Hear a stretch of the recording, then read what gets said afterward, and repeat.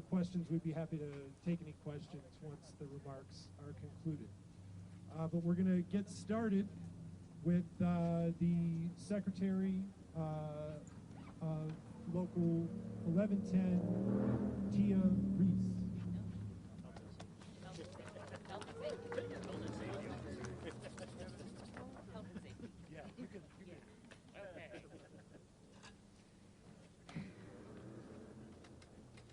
My name is Tia Reese. That's spelled T-I-A-R-E-E-C-E. Closer. Put the mic up to your mouth. Even closer. Is that better? Much. Okay. That's right. Just rest it right on your chin. You're good. There we go. That's like my everyday voice, right? I wasn't going to say that. Move these ones closer, sorry. No, you're fine.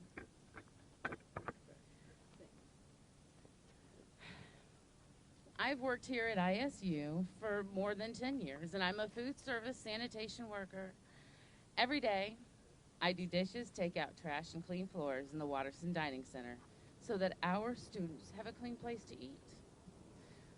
The students are why we work here, to see them start as freshmen and watch them grow, meet some of their families, and then watch them graduate. Sometimes it's almost like being a foster mom.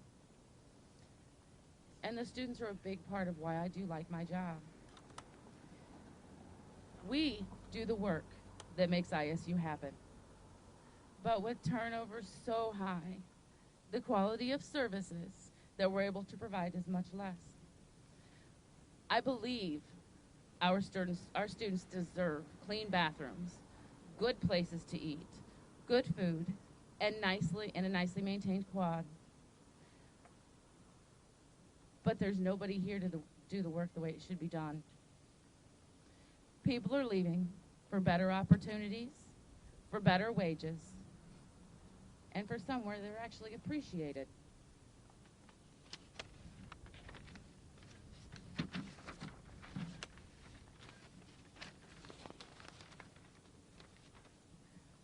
For me, the pay here at ISU is so low that I work as much overtime as I can just to make ends meet. I have to cover rent. I have a 17-year-old son at home. And if you have one, you know how expensive they truly are. And I have a disability, so my medical prescription costs are kind of expensive. But it's not just the money. It's about knowing that our employer truly values us. If they value us, they'll pay us better. And they'll respect us. That's fair. The people that I work with, we're like family. We're not just coworkers. If you need something, we all just kind of take care of each other. And that's why we're standing here today. We have got to take care of each other. It's about time that ISU steps up and treats fairly those who work the crazy long hours and who do the hard physical work. Those who beat ourselves up every day just to see this place run. We're here today because it's past time for the administration to see us and to hear us, to respect and appreciate us. We didn't want or ever expect to have to consider going out on strike. But we're going to stand up for ourselves until this university gives us the respect we deserve. Thank you.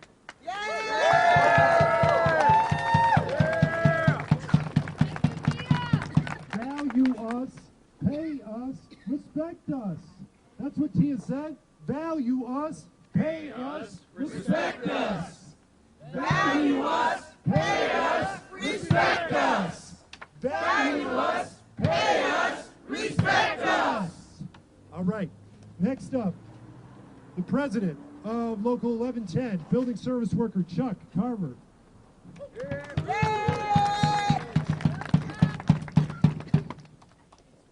I'm Chuck Carver. I've been a building service worker here at ISU for 10 years, and I'm the president of the union AFSCME Local 1110. We do what work that makes ISU happen. We prepare and serve food in campus dining halls. We keep the buildings clean from classrooms to restrooms and everywhere in between. We maintain the ground, shoveling snow, cutting grass, and a whole lot more. But the university keeps salaries so low that they can't hire or keep enough staff to do this work. Let me give you a few examples. A building service worker like me starts at $13.70 an hour. Almost 20% of our bargaining unit makes that amount or less. In contrast, a livable wage here in McLean County is considered $16 an hour, and that's according to MIT, which measures the living wages around this county and the country. Many of us right here on campus are making far short than the $16 livable wage. You know what else is short? The $14 an hour you could make as a new hire walking into Taco Bell. And it's not just about the lowest paid or falling further behind. People like me with a decade of service are barely making over $20 an hour. Some of us not even that. You could walk off the street at Rivian, Case IH, or Bridgestone and make 20 bucks an hour. The effect is that ISU is not able to get new people in the door or keep the ones we've got. Recently, we've been losing 4 folks a month and only gaining 1. That means it's way too much work for those who remain. But when we get started in the bargaining table, administration always says the same thing. This is the 4th contract I've helped to negotiate, and every time they tell us they're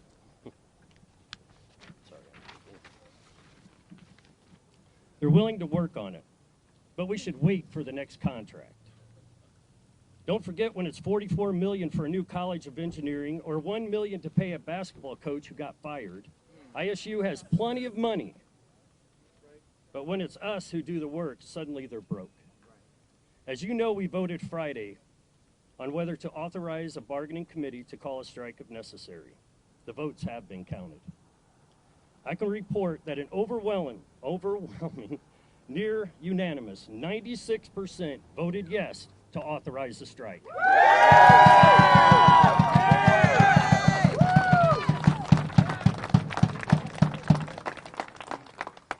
This is a tremendous showing of unity by our membership. This does not mean that there will definitely be a strike. It does mean that the workers are prepared to strike, if that's what it takes to gain fairness and respect that we deserve. While nobody wants to strike, the administration has forced us to go this far because of low pay and the total disregard for us as they show it. Overwhelming a vote is a wake-up call, and I hope and I pray that they hear it, because we are the ones who make ISU happen. We are the ones who are in every building on this campus 24 hours a day. And if we strike, we will shut this university down.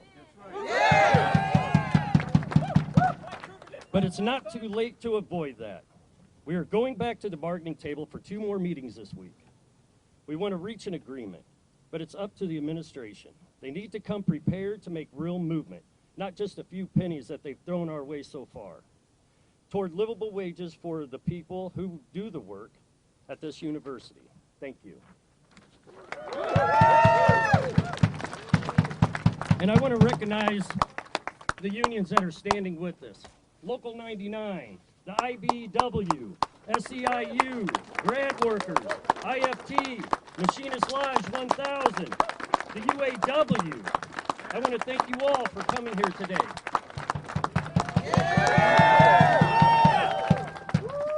We do the work. We do. We do the work.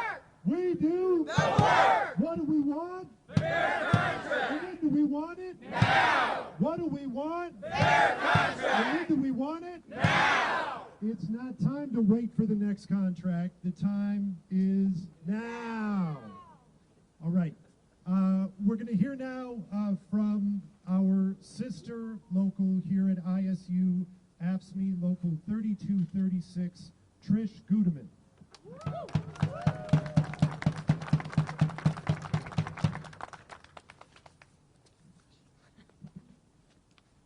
My name is Trish Goodeman. First name spelled T-R-I-S-H. Last name Goodeman, G-U-D-E-M-A-N. I'm Secretary and Membership Chair of ASME Local 3236, representing ISU clerical and healthcare employees. And we are proud to be the sister local of 1110. Yeah! I myself am an office manager in the Sociology and Anthropology Department, and I have worked here for almost 10 years. As a fellow ISU employees, we face similar issues. Positions not being filled, the rest of us having to absorb the extra work but not getting compensated for it. Frustratingly low wages that trail the other public universities and don't keep up with the cost of living, and a general lack of respect and willingness by the administration to work with us. So we strongly support our sisters and brothers of Local 1110 who have taken their strike vote, and we are definitely not alone. Our student newspaper, The Vidette, has repeatedly called on the university to do better by its employees, writing, "These union members deserve fair wages, benefits, and better working conditions." Yeah! And recently a petition has been circulating among students, hundreds of who have signed in support of a fair contract for ISU employees. I want to read you just a few of these awesome comments shared by students who have signed the petition. One wrote, "ISU staff needs better pay for the work they provide. There is no reason why a public university that receives adequate funding should not be paying livable wages to the people who keep this university afloat." Yeah! Another student said, "Dining centers are understaffed and as a result, generally low quality. Y'all don't even have enough people to do dishes. The obvious solution is to pay a little better so more people apply. I don't know why this is so hard for ISU to figure out."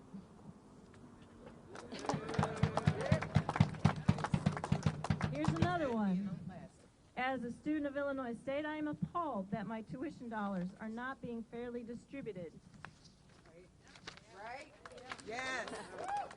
among ISU workers by the ISU administration. I hope every one of you administrators have to clean toilets yourself for once while your workers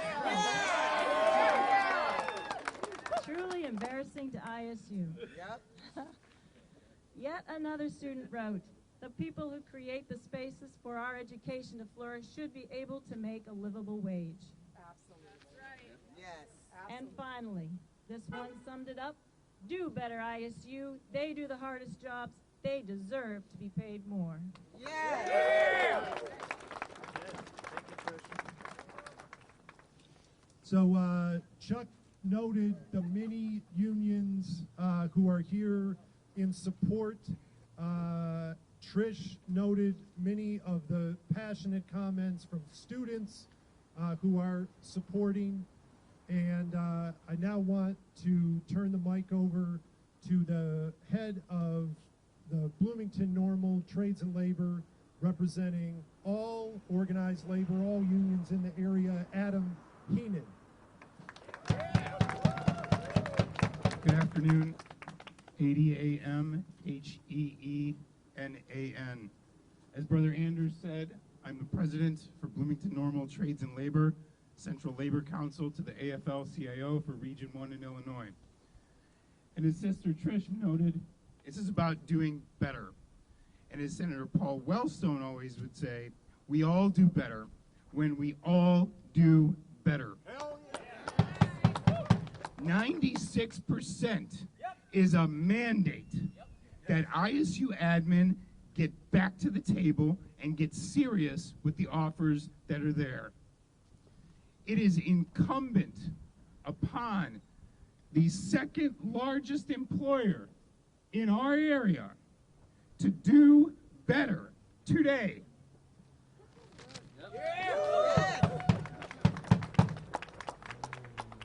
Where I came from, we'd always say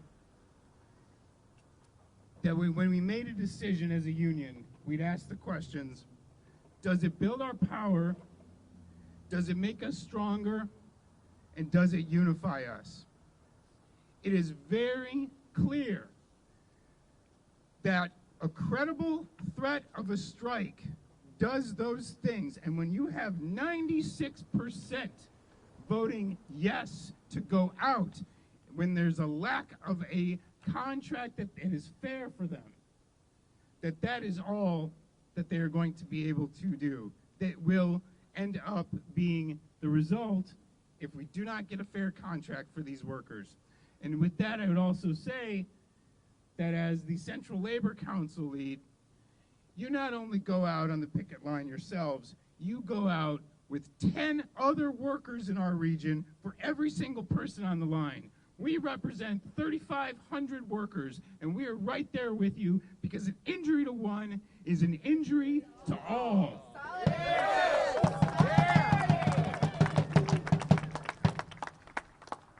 Bloomington Normal is often noted as one of the happiest places in the United States to live. And when the second largest employer cannot provide a living wage for our region, that ain't right. One wage, 4 souls. That's what we deserve in this county. One wage, 4 souls. One wage, 4 souls. So, when you are on the line, be mindful, sisters and brothers, siblings all, that you are fighting for good working conditions that translate to good learning conditions. And our brothers and sisters today spoke to all of those items. So I'll turn it over to Brother Anders and to the workers to be able to speak to those issues and your questions. Thank you. Thank you, Adam. We have all said throughout that anyone who wants ISU to be a great place for students to learn and to live is someone who should want ISU first to be a good place to work. To be a great place to learn, it's got to be a good place to work. So as we head back to the bargaining table this week, that is our focus. With a fair contract, it's not only better for us, it's better for the students, and it's better for the whole community. With that, we'd be happy to take any questions that you might have. Right here. I have a question. Austin from WMBD. You said the starting wage for what Chuck does is $13.70 an hour. I know ISU has said they've, in their words, guaranteed some substantial increases. What are those offers kind of looking like, and are they not really what the union wants? I know they've said they've agreed to increase some of those wages, but what are some of the offers that have been struck down? Well, look, we always, from our long experience negotiating, we know that bargaining happens at the bargaining table, so we're not going to get into all of the details. But at this point, the type of increases, the movement that they've made in our direction is measured, as Chuck said, more in pennies, and it is not what we need to see to reach a fair agreement that is going to pull up the lowest paid to a livable level, and it's not what we need to also reward longevity and to be sure that not only can we attract, but we can retain those who do the hard work behind the scenes of this university. Is there another question? So for folks who didn't hear it, the gentleman asked how many of those voting. So 80% of the members voted. 80% of the members voted, and 96% of those voted yes. There's more than 300 employees in the bargaining unit. Yep. Did you have another one? I guess going off that, it's pretty safe to say, with the not getting into the specifics of the offers, but you still don't believe that they will help retain or recruit new employees to work at ISU? Certainly not what's on the table so far, but we're going back, as Chuck indicated, we have 2 meetings scheduled this week. When we were at the table last week, we proposed the involvement of a federal mediator, who we hope to bring in as well. If not by the end of this week, then for future dates. Any other questions? Yeah, over here. What are the consequences that the administration would be facing if you did go on strike? Anybody else want to speak to that? What happens if we go on strike? what are the consequences for the university if you're not at work? If we're not at work, nothing gets done here. This university will shut down. There's no grounds, no grass is getting cut, no food's getting dished out, no bathrooms are getting cleaned, no classrooms are getting cleaned, no gymnasiums are getting cleaned, no lab schools, no nothing. What do you do? It's not happening if we're not here. Shout it out. Yes, it is not happening if we are not here. Just to make sure administration doesn't forget.